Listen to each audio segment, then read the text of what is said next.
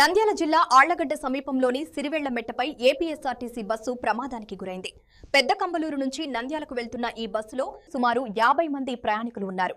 సిరివెళ్లమెట్టపై ఉన్న under bridge కిందికి bus దూసుకెళ్లడంతో అద్దాలు పూర్తిగా ధ్వంసమయ్యాయి. ఈ ప్రమాదంలో బస్సులో ఉన్న సుమారు 10 మందికి స్వల్ప గాయాలయ్యాయి. 108 అంబులెన్స్ సాయంతో క్షతగాత్రులను నంద్యాల ప్రభుత్వ సాధారణ ఆసుపత్రికి తరలించి చికిత్స అందిస్తున్నారు.